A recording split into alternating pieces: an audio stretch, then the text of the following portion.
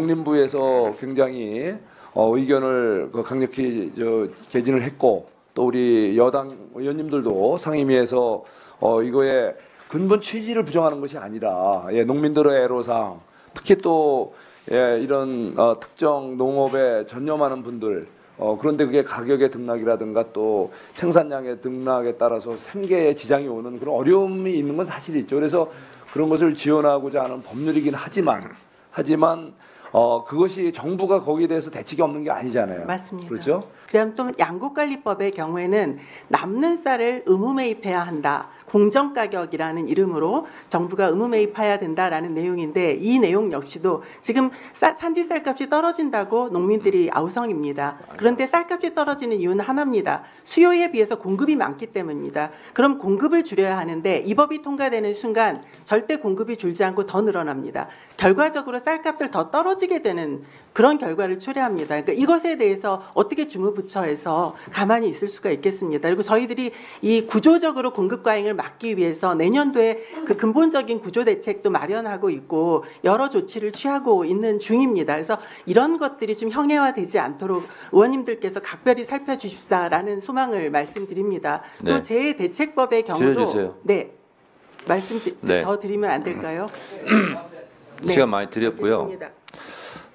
저도 질의를 좀 하겠습니다. 네, 장관님, 예, 논산 출신이세요? 네 맞습니다. 거기 쌀 많이 나죠? 네 그렇습니다. 논산 평야도 있고. 네, 정액과를 나오셨죠? 네 그렇습니다. 네. 그러니까 아실 것 같아서 물어봅니다. 네, 자, 우리나라 국방비 예산이 어느 정도 되죠? 정확히 잘 모르겠습니다. 정확히는 모르겠습니다. 네. 네. 50조, 60조, 70조 네. 뭐 부대까지 하면 뭐 그게 전체 예산 한 10% 정도 됩니다. 네, 우리가 보건복지 예산을 더 편성할 수 없는 게 과도한 국방비입니다. 네, 우리 안보를 위해서 필요하죠. 네, 자, 그런데 무기를 많이 사서 전쟁도 안 일어나는데 이건 예산 낭비 아니냐 이렇게 주장을 하면 되겠어요, 안 되겠어요? 그거는 좀 식량도 네, 안 봅니다. 네 맞습니다. 남을 식량 수도 있고 안보. 부족할 네. 수도 있고요. 네, 무기 못지않게 중요한 게 네. 식량 안보예요. 네, 네, 그러면 그런 부분에 대해서는 우리가 무기도 많이 구입하고 전쟁이 일어나지 않지만 훈련도 하고 이렇게 하는 걸 낭비라고 얘기하지 않습니다. 네, 그냥 민중적 용어로 하면 돈 씀씀이가 지금 장관님처럼 그렇게 얘기하면 안 돼요. 식량 안보라는 생각을 한번 해보십시오.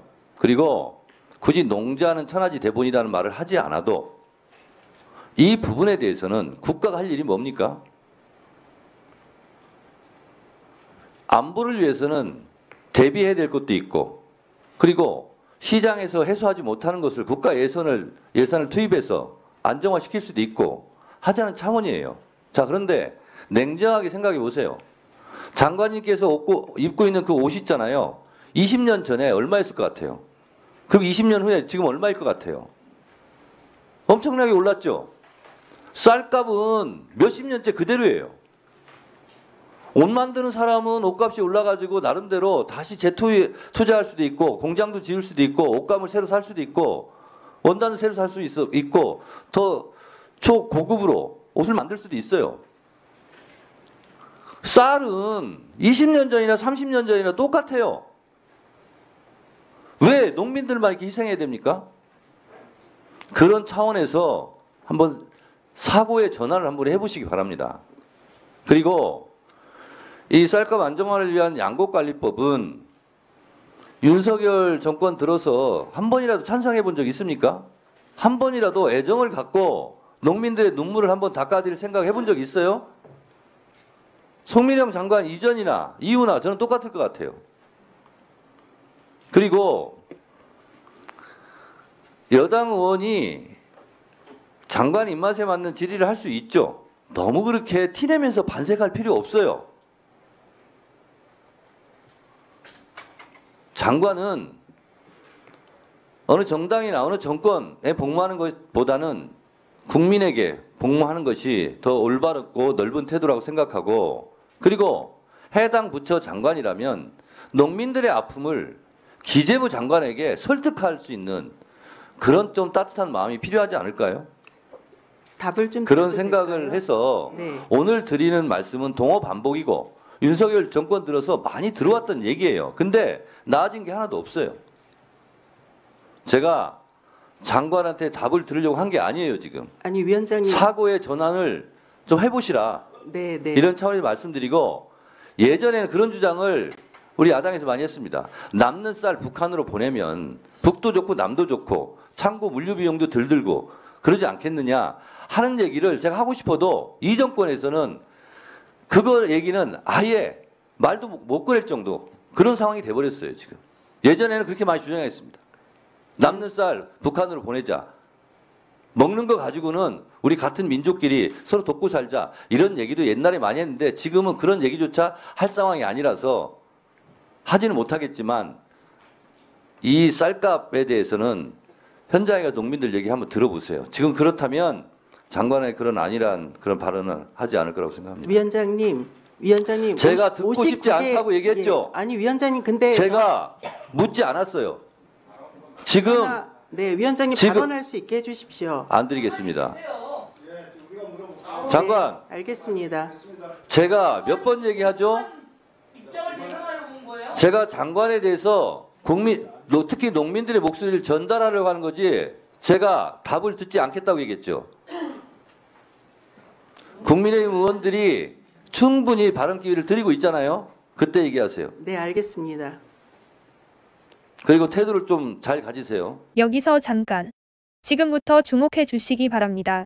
제가 시청자분들을 위해서 깜짝 선물 하나 준비했는데요. 제가 항상 여러분들께 뭐라고 말씀을 드렸나요? 뉴스만 평소에 잘 챙겨보셔도 돈이 된다. 돈을 벌 수 있다. 라고 말씀을 드렸는데요. 여기 보이는 각종 뉴스를 보게 되면 여러분들은 어떤 생각이 드세요? 그냥 뉴스만 보고 끝내는지 아니면 이 뉴스를 어떻게 이용할 수 있는지 이 부분을 고민하고 계시는지를 여쭤보고 싶습니다. 자, 그 이유가 뭐냐 하면 제가 지난 11월에 여러분들께 뭐라고 말씀을 드렸나요? 지금은 로봇 사업에 관심을 가져야 한다. 뉴스만 보고 그냥 넘기지 마시고 투자 쪽으로 생각을 해보시라고 말씀드렸습니다. 그리고 나서 이런 썸네일을 보고 뉴스를 통해서 많이 보셨을 텐데요. 이런 로봇 산업이 이슈가 되었을 때 부자들은 어떻게 생각한다고 했나요? 로봇과 관련된 투자 수단은 뭐가 있는지, 어떤 주식이 가장 좋은지, 어디에 투자를 해야 돈이 몰리는지 자연스럽게 생각한다고 제가 말씀드렸습니다. 그 이유가 뭐냐 하면 부자들이 봤을 때는 이슈가 곧 돈으로 이어지고 그 이슈가 나에게 돈을 벌어준다는 경험적 확신이 있기 때문에 부자들은 항상 이런 사회적 이슈를 관심 있게 챙겨본다라고 말씀드렸습니다. 이번에도 마찬가지입니다. 제가 지난번에 시청자분들과 함께하는 주식으로 수익 내기 이벤트를 진행했었는데요. 당연히 100% 무료로 진행했습니다. 자, 여기 보시면 아시겠지만 제가 지난번에도 저한테 성공이라는 문자를 보내주신 모든 시청자분들께 이렇게 로봇 관련주 중에 가장 급등할 확률이 높은 딱 한 종목, 두산로보틱스 한 종목을 여러분들께 추천드렸어요. 그러면서 여기 나와 있는 대로 정확히 얼마에 매수해야 하는지, 그리고 수익률이 어느 정도 나왔을 때 팔아야 하는지 여러분들께 정확히 알려드렸었는데 오른쪽을 보시면 아시겠지만 제가 11월 초에 문자로 이 두산로보틱스를 소개해드리고 나서 실제로 2달도 지나지 않아서 이렇게 주가가 2배 이상 급등이 나왔죠. 그래서 당시에도 굉장히 많은 분들이 제가 드린 이 종목으로 많은 수익을 내실 수 있었는데요. 다시 한번 수익 축하드리고, 자, 이번에도 마찬가지입니다. 최근에 이슈되고 있는 게 전쟁 키워드입니다. 여기서 우리는 어떻게 생각해 볼 수 있을까요? 전쟁이 계속해서 심화되면 피해가 커지기 때문에 전쟁에 필요한 물자나 의료 지원 물품들이 반드시 필요할 수밖에 없다. 그럼 그 중에서 전쟁을 실제로 해본 경험이 있고 의료 수준이 높은 우리나라 기업들 중에 한 곳이 가장 크게 부각될 수밖에 없습니다. 그럼 당연히 우리는 이쪽으로 생각해야 된다는 겁니다. 자, 그렇기 때문에 제가 이번에도 뭘 보내드린다고요? 지난번과 마찬가지로 성공이라는 문자를 보내주시면 제가 물자 지원 관련주 중에 앞으로 대장주 역할을 하면서 주가가 가장 크게 급등할 한 종목을 시청자분들께 문자로 종목명과 사고 파는 시점을 모두 알려드릴 거예요. 혹시라도 나는 주식을 하지 않는 분들, 연세가 있으셔서 망설이시는 분들은 주변에 주식하시는 분들이나 자녀분들에게 한번 사보라고 추천해 주실 수도 있으시겠죠. 그래서 이번 영상을 시청하시는 시청자분들 중에 나도 이번 종목이 궁금하다 하시는 분들은 부담 갖지 마시고 어느 시간대나 상관없이 상단에 제 번호를 항상 남겨놓고 있습니다. 제 번호 010-4292-3138 번호로 저에게 이런 식으로 성공이라고 문자 보내주시면 제가 이번에도 똑같이 무료 추천 급등주 문자를 보내드리겠습니다. 이해되시죠? 그래서 제 번호 010-4292-3138 번호로 성공이라고 문자 보내주시면 여러분들이 이슈를 통해서 직접 돈을 벌 수 있는 연습을 해보실 수 있습니다. 앞전에도 말씀드렸다시피 100% 무료로 진행되고 저는 많은 것을 바라지 않습니다. 구독과 좋아요 한 번씩만 눌러주시면 됩니다. 긴 영상 시청해 주셔서 감사합니다.